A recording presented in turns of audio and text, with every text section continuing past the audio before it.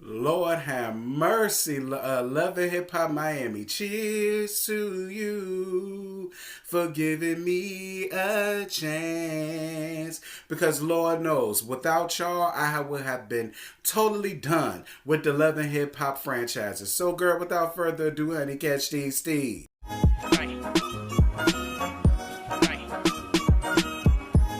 Lord knows, y'all. So as you can see, my sugar daddy don't just fly me all around to the down to the New York and the Atlanta and yeah. Girl, he also take me to the beautiful clear blue waters of Miami Beach, baby. See, look at this scape. Thank you, sugar daddy. I would tell y'all who he is, but I ain't got time for none of y'all hoes trying to come after my sugar daddy. Like, comment, share, and most importantly, subscribe. Be sure to hit that bell. Become the notification gang. And if you really rock with my channel the way you say you do, please make sure to watch those ads. All of the rest of the damn formalities are going to be listed down here accordingly. So, girl, as you can see, I'm Tipsy Boots, okay?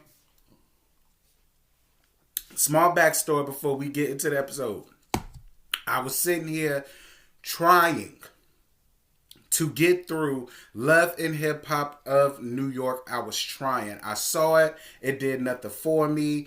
And I was sitting there looking at it again. Girl, I was getting bored to tears. I said, well, girl, I got me some scotch and whiskey around here. Let me go on ahead, pull up. Maybe that'll make it a whole lot better. It didn't. It actually drained me even more. And I said, you know what? Let me go on ahead and see what Love and Hip Hop Miami has to offer, because to let everybody else tell it is real good, and y'all have been wanting me to review it. So I got to backpedal and coochie pop, and y'all know I don't even like to do that. But I got to in this instance because thank you so much, Love and Hip Hop Miami, because without y'all, I would have just been done with Monday night's VH1 lineup, dealing with Love and born, tied, delayed, and through as Love and Hip Hop New York. And that's just straight up, wait up, hold up, Mr. Lover. So, girl, this is season 3. We already in episode 7. Don't ask me what 65432 is, because, girl, I ain't do it. One call away. So Joy and Trina meet up to talk about Trick and his recent run-in with the law. Joy says that she still wants to help him with his lupus, even though they're not together. Joy, I definitely can appreciate you for doing that. That definitely shows me, as well as rest of America, that you still do have a real, genuine love for Trick. It does show that, and as much as he tries to sit up and try to act like, you know, it don't faze him or he don't care, trust and believe you me, he most definitely cares. I will say this though, Trick Daddy. Girl, I don't feel bad for nobody firing up on his man weave that got messed up when them police officers yanked him up out that car, Trick. Because this is the thing. You sit up on your platform and call women bitches, hoes, sluts. You like to slap them. You like to fight them. You like to kick them under the table. Kick them down the stairs like I did, Tina, and I. So the minute that something happens to you and people are laughing at it and joking on you about it, now you want to be all up in your feelings and be concerned about it. And I'm sorry, Trick, I can't feel bad for you. What's good for the goose is good for the gander. And if you could sit up and fire off on people on social media, then you need to be man enough to sit there and take the same thing coming to you. That's how I feel about it, and I don't want no arguments from none of y'all about it. Shay and JoJo meet up to talk to clear the air. Girl, Shay says that she's mad that JoJo went behind her back and tried to talk to Pleasure P. Francine, girl, I don't care. I don't care, Shay. I don't care. Like, at the end of the day, I'm so sick of you getting up here on this TV with the same tight-ass storyline that you done had since Love and Hip Hop Atlanta season 1 and 2. I'm so sick and tired of you getting with these men and then they the one, and he the one, and she the one, and he the one, and they the one. Girl, I'm so sick and tired of that. That's tired, it's delayed, and it's through. Then you want to sit up and pull up text messages from a whole year ago about Pleasure P basically firing off and firing up on JoJo, as if that means anything, girl, because at the end of the day, no matter what he may have said about her in a text message, he played you in your face down onto the national TV for Miss whatever that damn girl name was. I can't think of her name right now.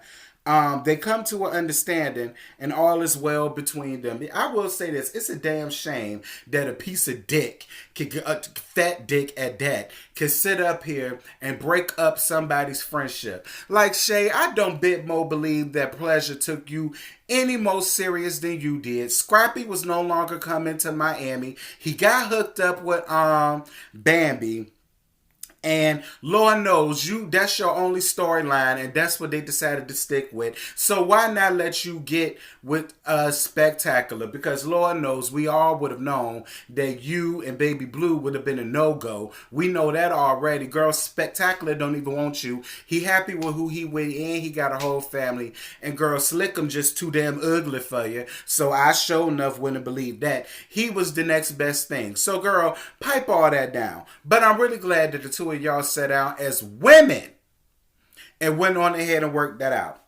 And for that, Shay, I ain't even gonna give you much. And I apologize for calling you Francine, because girl, quiet as kept, I say you look like DW, but everybody say you look like Francine. But for as far as this goes, you look like Shay Bunky Johnson, and I'm here for it. Amara and MJ go looking at a venue for her Boost Mobile show. Shout out to you, Amara. Girl, you going out here and you is working the hell out of the Love and Hip Hop franchise, and you're doing what you're supposed to be doing, which is focusing on your music and focusing on your brand and letting all of that other bull crap just roll off your shoulder. Amara, I will tell you this though, you definitely need to sit MJ's fine, sexy ass down and let him know that you only want him to be your lover and not your secretary. You better take a look at this shit, Amara, for what it is. A prime example, Monique and Miss Sydney. Girl, he managed to take her Oscar-winning ass from the big screen down to their big basement, scratching and surviving up here on YouTube like I'm doing. That boy don't need to be all up in your mix like that. Listen to me good, daughter. Do not mix your business with your pleasure, because it never works out. MJ ain't nobody's manager. He ain't never been nobody's manager. He don't have the skills or tools needed to manage anybody's career. And I really hope you listen to your mama. Your mama with all of that broken up ass English, she know what the hell she talking about. Okay? That man don't need to be in the mix like that, Amara. Listen to me good, daughter. I want you to make it. I want you to win, because you're using Love and Hip Hop as a stepping stone to get your music out there. You basically doing what K. Michelle and Cardi B did, and I want you to capitalize on that. But I don't want you to make the fatal mistake that now Cardi B, old silly ass, done said and did. And we all know what Offset is doing to her right now. I don't want that to be you, because you're going to have an unsung more quicker than you're going to have your first album, Amara. Trust and believe you me. Anywho, Amara says that her father reached out to talk to her. He has prostate cancer, but he's been in and out of her life. I will say this though, MJ, you definitely gave her some great advice, and that is to, at least at the end of the day, extend the olive branch. Go on ahead to invite him out. Forget how your mama feel. Your mama feelings ain't your feelings. Your mama holds a lot of residual hurt, not only because of what he did to you, but obviously because their relationship went down the drain. I've seen this happen so many times, and there's always the kids that suffer when it comes to situations like that. So I definitely agree with you, MJ, and I definitely agree, and I'm proud of you, Amara, for not allowing your mama's feelings to be your feelings, and I feel as though that you did the right thing. Trick Daddy gets upset when the producers ask him about his court case, and he walks out the interview. Trick Daddy, and to be honest with you, you may as well exploit your court case and your lupus for a storyline, because Lord knows the rest of your storyline went away with Nicki Natural. So, I mean, you know, if you got to talk about your court case, go on ahead and talk about it. Talk about it. As long as you keep your nose clean and you doing what you're supposed to be doing, especially down to your restaurant, talk about it. Get you a storyline, Trick Daddy. Please, for God's sakes, get you a storyline. Hoodbreak, Chameleon, and Suki go out to the bar.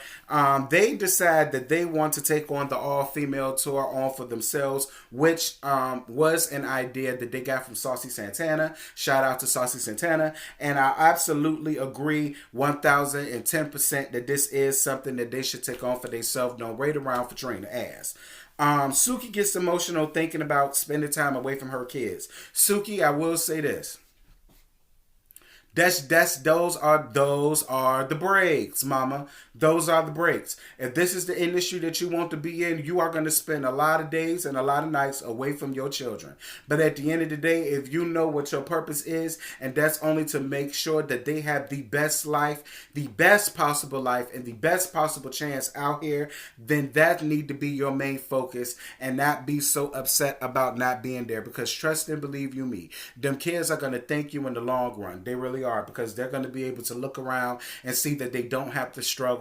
They don't have to wear the same clothes and shoes 2 or 3 times out the week. They don't have to worry about what they're going to eat the next day. They don't have to worry about hearing gunshots and the disco lights messing up their peace, disturbing their peace in their sleep down to the middle of the night, living in the Poker Bean Projects that I heard they done already tore down. And that's just the mentality that you're going to have. And I know it's going to hurt. I know it's going to hurt, but you have to make that kind of sacrifices if this is the industry that you want to be in.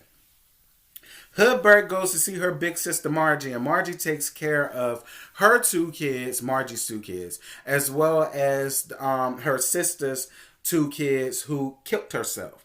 The sister says that she's overwhelmed with taking care of her 2 kids plus her niece and nephew, and she wants Hoodbrat to be there more than what she is. Hoodbrat breaks down while she's discussing about a conversation that she had with her sister about her killing herself. Let me take a shot before I get down to this segment here, because there's going to be somebody that's going to be mad when I say this, but I don't care.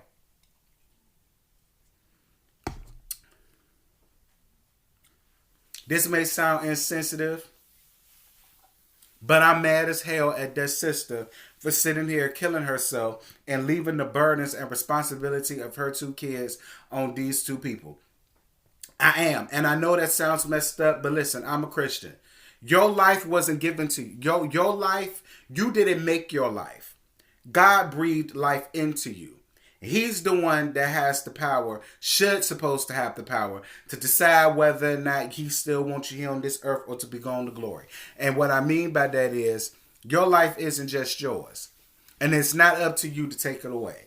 Just because time gets hard and times get rough, and yes, I understand mental health, this, that, and this. I get all of that. But that sister had people in her life that she could have went to that would have understood and that would have helped her get to where that she needs to go. And now these people are stuck with the memories. They're also stuck with the regrets of not noticing, of not seeing the signs, of not being there, of not doing more. And now they also have to be stuck with the responsibility of not only raising their kids, but having to raise hers too. Especially when it comes down to Hoodbrat, because girl, she's single, sexy, and sweet, making her own money. You understand what I'm saying? It shouldn't have to be up to her to have to now take care of somebody else's kids. And don't get me wrong, I love the fact of her sisters, both of her sisters, stepping up to the plate. But it shouldn't just be up to y'all. Where y'all mama at?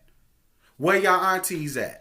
Do y'all got any brothers? Y'all got any close cousins? Where's this y'all sister's best friend? I know she got some. Like, where's everybody else that could help lighten the load for you, Margie? But you sitting here trying to tell Hoodbrat that she shouldn't go on tour, that she should be there to help with them kids. I don't really know how I feel about that, because at the end of the day, cheering is expensive.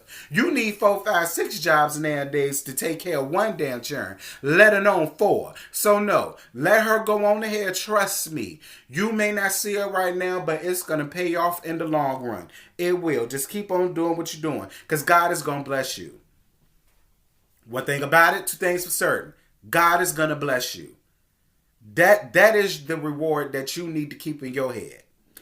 Go on ahead, do what you need to do, make it happen. You already doing good for yourself, Margie. You moved out the projects into a nice big house for everybody to be able to live comfortably. Probably can even have their own room. If not, they can at least share the room between the girls and the boys. You understand what I'm saying? Like, I understand it. But keep pushing, mama.